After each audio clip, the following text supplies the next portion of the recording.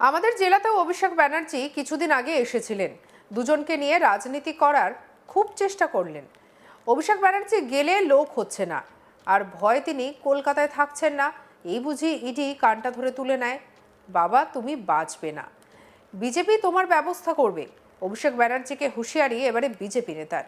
বৃহস্পতিবার এসআইআর নিয়ে মিথ্যাচারের প্রতিবাদে বিজেপি দক্ষিণ দিনাজপুর সাংগঠনিক জেলার ডাকে বুনিয়াদপুর পুরাতন বাসস্ট্যান্ডে পরিবর্তন সংকল্প সভায় উপস্থিত ছিলেন কেন্দ্রীয় প্রতিমন্ত্রী ডক্টর সুকান্ত মজুমদার। আর সেই সভা থেকে তৃণমূলকে আক্রমণ শানিয়ে বলেন, আমাদের জেলাতেও অভিষেক ব্যানার্জি কিছুদিন আগে এসেছিলেন। দুজনকে নিয়ে রাজনীতি করার খুব চেষ্টা করলেন। অভিষেক ব্যানার্জি গেলে লোক হচ্ছে না, আর ভয়ে তিনি কলকাতায় থাকছেন না।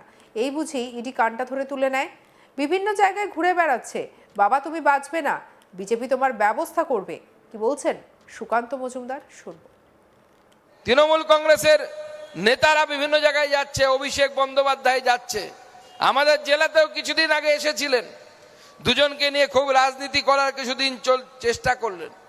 করতে দিন রাজনীতি, পুলিশ প্রশাসনকে দিয়ে মাঠ ভরছে না, অভিষেক বন্দ্যোপাধ্যায় গেলে লোক হচ্ছে না, আর ভয়ে তিনি কলকাতায় থাকছেন না। এই বুঝি ইডি কানটা ধরে তুলে নেয়, এই বুঝি ইডি কানটা ধরে তুলে নেয়।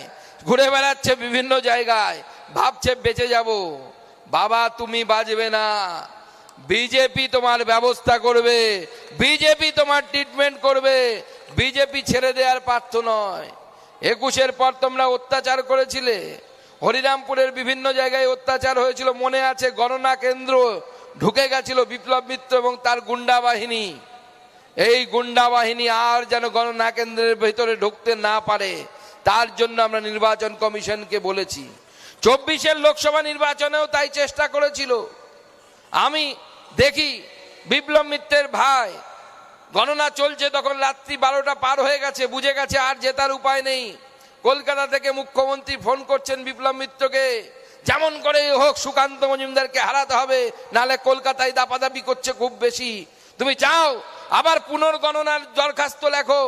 রাত্রি 12টা 1টার সময় বিপ্লব দা বেরোনোর সময় আমরা দাদাই বলি, কারণ আমরা ভারতীয় জনতা পার্টি শেখায় আমাদেরকে যে বয়স জ্যেষ্ঠ হলে তাদেরকে সম্মান করতে হয়। আমরা ব্যক্তিগত স্তরে আমরা সেটা রক্ষা করি।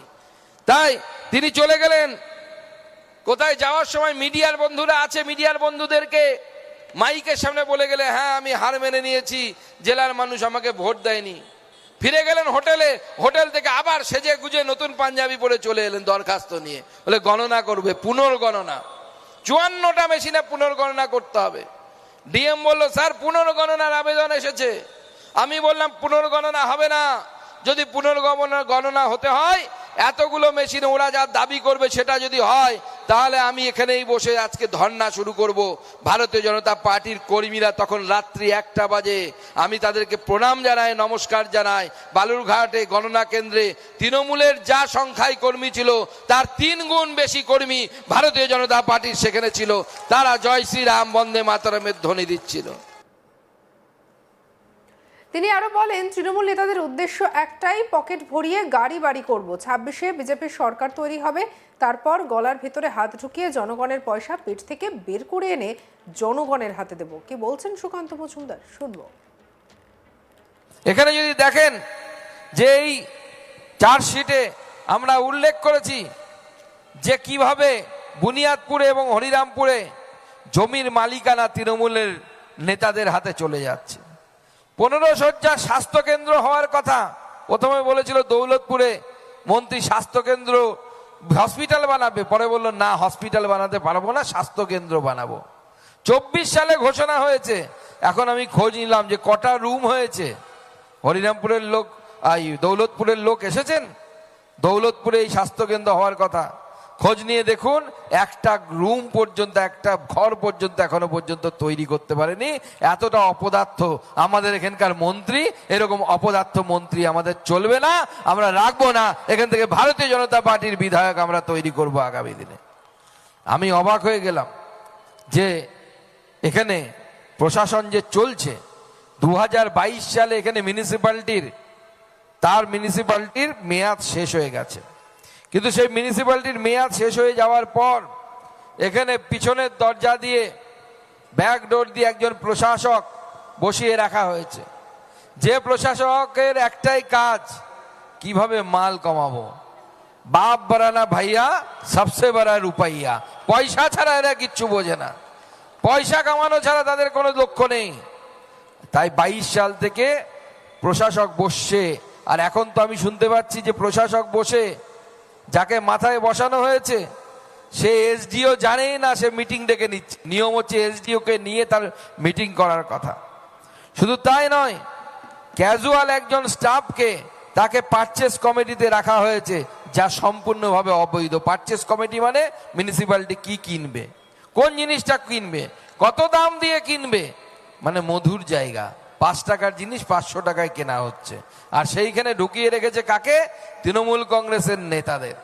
তাদের উদ্দেশ্য একটাই, যে পকেট ভরতে হবে। তারা ভাবছে পকেট ভরে বাড়ি করব, জমি করব, গাড়ি করব।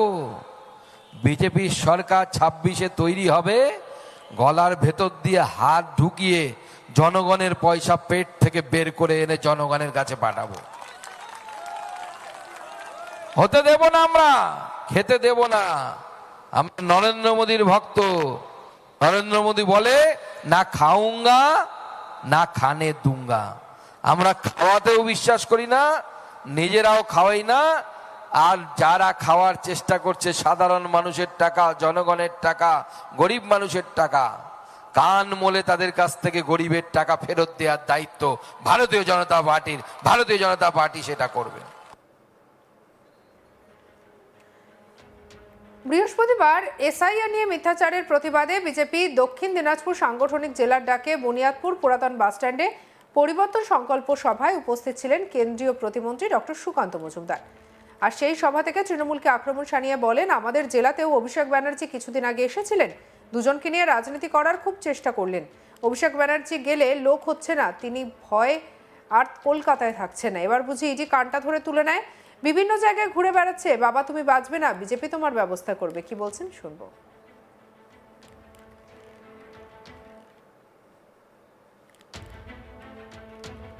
তৃণমূল কংগ্রেসের নেতারা বিভিন্ন জায়গায় যাচ্ছে, অভিষেক বন্দ্যোপাধ্যায় যাচ্ছে। আমাদের জেলাতেও কিছুদিন আগে এসেছিলেন, দুজনকে নিয়ে খুব রাজনীতি করার কিছুদিন চেষ্টা করলেন। করতে দিন রাজনীতি, পুলিশ প্রশাসনকে দিয়ে মাঠ ভরছে না, অভিষেক বন্দ্যোপাধ্যায় গেলে লোক হচ্ছে না, আর ভয়ে তিনি কলকাতায় থাকছেন না। এই বুঝি ইডি কানটা ধরে তুলে নেয়, এই বুঝি ইডি কানটা ধরে তুলে নেয়। ঘুরে বেড়াচ্ছে বিভিন্ন জায়গায়, ভাবছে বেঁচে যাব। বাবা তুমি বাঁচবে না, বিজেপি তোমার। সঙ্গে রাখুন আজ তাক বাংলার ইউটিউব চ্যানেলকে লাইক, কমেন্ট, শেয়ার, সাবস্ক্রাইব করতে ভুলবেন না।